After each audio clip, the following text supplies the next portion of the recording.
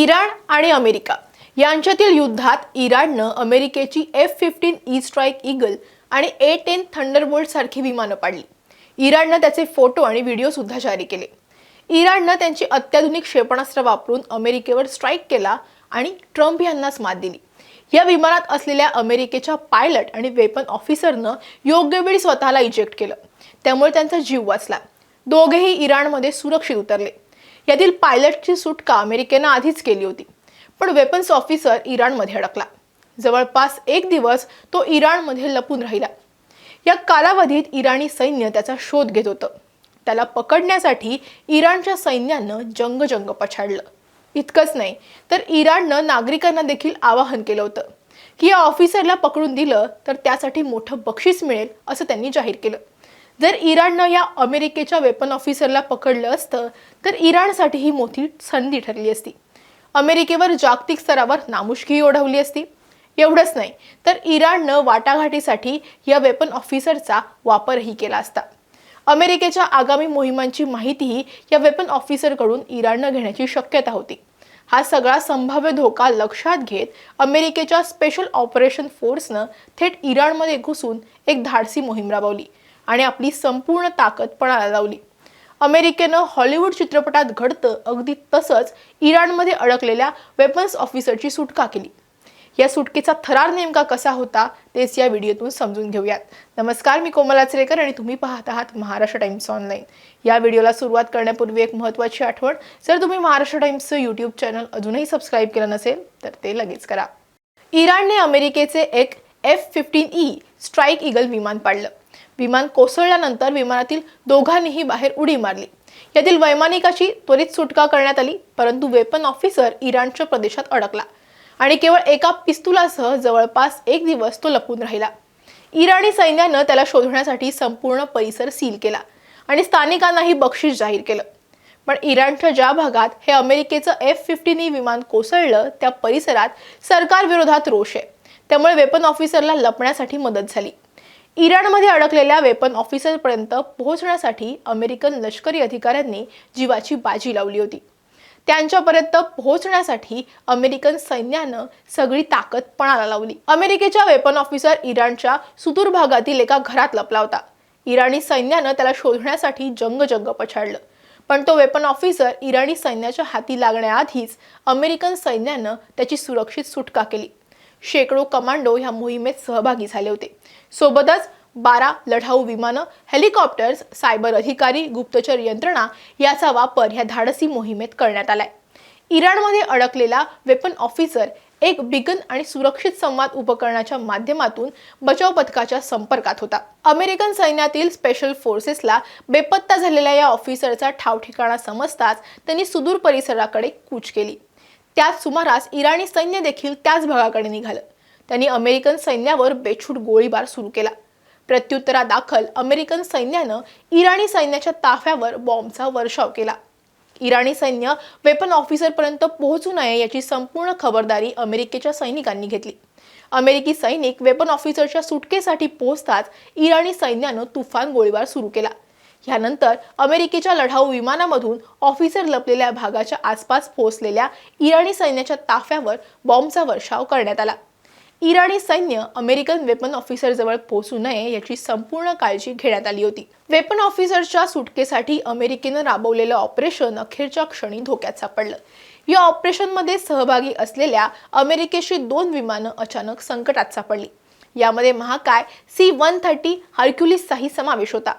या विमानाचा वापर सैनिकांच्या वाहतुकीसाठी केला होता। बचाव पथकातील सैनिकांना घेऊन अमेरिकेची विमानं इराणमधील एका रिमोट बेसवर उतरली होती। यानंतर कमांडर्सनी तातडीनं निर्णय घेत 3 नवीन विमानं तिथे पाठवली। नादुरुस्त झालेली 2 विमानं बॉम्बनं उडवून देण्यात आली। ही विमानं इराणच्या हाती लागू नये यासाठी ही खबरदारी घेण्यात आली। यानंतर सगळ्या सैनिकांना आणि सुटका करण्यात आलेल्या अधिकाऱ्याला सुरक्षित बाहेर काढण्यात आलं। जखमी अधिकाऱ्याची प्रकृती सध्या स्थिर असून ते कुवेतमध्ये तज्ञांच्या देखरेखीखाली आहेत। अमेरिकेच्या इतिहासातील सर्वात आव्हानात्मक आणि गुंतागुंतीच्या मोहिमांपैकी हे एक ऑपरेशन होतं। यात शेकडो सैनिकांचा सहभाग होता आणि शत्रूच्या प्रदेशात जाऊन ही मोहीम राबवली गेली। यातूनच अमेरिकन लष्कराची ताकद दिसून आलेली आहे। इराणचे सैनिक वेपन ऑफिसरला लोकेशनपासून 3 किलोमीटरच्या टप्प्यात आले असताना अमेरिकन रिपर ड्रोननी त्यांच्यावर क्षेपणास्त्र हल्ला करून त्यांना तिथेच रोखून धरलं.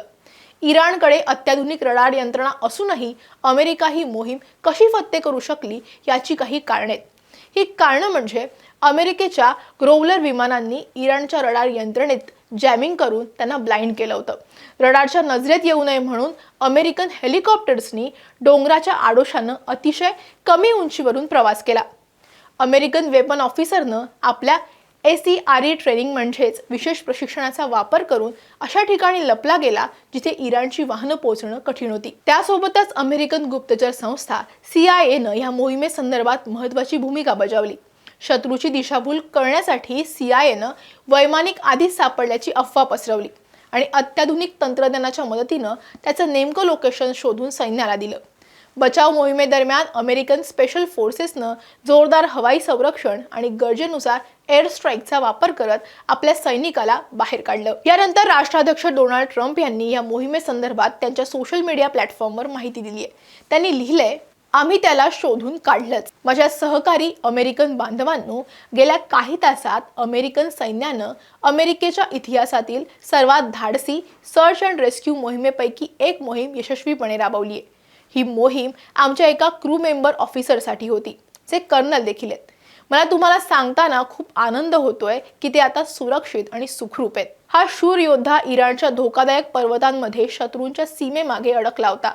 आमचा शत्रू तासागणिक त्याच्या जवळ पोहोचत होता, पण तो कधीच एकटा नव्हता. कारण त्याचे commander in chief, secretary of war, joint chief of स्टाफचे अध्यक्ष आणि त्यांचे सहकारी वॉर फायटर्स 24 तास त्याच्या स्थानावर लक्ष ठेवून होते आणि त्यांच्या बचावासाठी काळजीपूर्वक नियोजन करत होते. माझ्या निर्देशानुसार अमेरिकन सैन्यानं त्यांना परत आणण्यासाठी जगातील सर्वात प्राणघातक शस्त्रांनी सज्ज असलेली 12 विमानं पाठवली. त्यांना काही जखमा झाल्या आहेत, पण ते लवकरच पूर्णपणे बरे होतील. ही अचंबित करणारी बचाव मोहीम काल आणखी एका शूर वैमानिकाच्या यशस्वी बचावासाठी पार पडली आहे. आम्ही कालच्या मोहिमेची पुष्टी केली नव्हती कारण आम्हाला आमच्या दुसऱ्या बचाव मोहिमेत कोणताही धोका पत्करायचा नव्हता.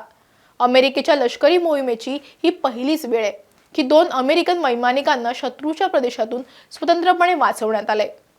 आम्ही कोणत्याही अमेरिकन योद्ध्याला कधीही मागे एकटं सोडणार नाही. एकाही अमेरिकन सैनिकाचा मृत्यू न होता किंवा कोणीही जखमी न होता आपण या दोन्ही मोहिमा यशस्वी केल्या. ही वस्तुस्थिती पुन्हा एकदा सिद्ध करते की आपण इराणच्या आकाशात प्रचंड हवाई वर्चस्व आणि श्रेष्ठता प्राप्त केली आहे. हा असा क्षण आहे ज्याचा सर्व अमेरिकन, रिपब्लिकन, डेमोक्रॅट आणि इतर सर्वांना अभिमान वाटला पाहिजे आणि आपण सर्वांनी एकत्र आलं पाहिजे. आपल्याकडे खरोखरच जगाच्या इतिहासातील सर्वोत्तम, सर्वात व्यावसायिक आणि प्राणघातक सैन्य आहे. ईश्वर अमेरिकेवर कृपा करो, देव आमच्या सैनिकांचं कल्याण करो आणि सर्वांना ईस्टरच्या शुभेच्छा, असं डोनाल्ड ट्रम्प यांनी म्हटलंय. एकूणच या संपूर्ण ऑपरेशन दरम्यान अमेरिकन आणि इराणच्या सैन्यामध्ये चांगली चकमक झाल्याचं बघायला मिळालं. मात्र आता अमेरिकेनं थेट इराणच्या भूमीत घुसून आपल्या ऑफिसरला सुरक्षित बाहेर काढल्यामुळे इराण आणि अमेरिकेतला संघर्ष आता आणखी तीव्र होण्याचे हे संकेत आहेत. हा संघर्ष आणखी तीव्र होईल असं तुम्हाला वाटतं का, ते कमेंटमध्ये सांगा. व्हिडिओ आवडला असेल तर लाईक आणि शेअर करा. यूट्यूब चॅनल जर तुम्ही अजूनही सबस्क्राईब केलं नसेल तर तेही करा. आम्हाला इन्स्टा आणि फेसबुकवर फॉलो करा आणि हा व्हिडिओ तुम्ही शेवटपर्यंत पाहिलात त्यासाठी धन्यवाद.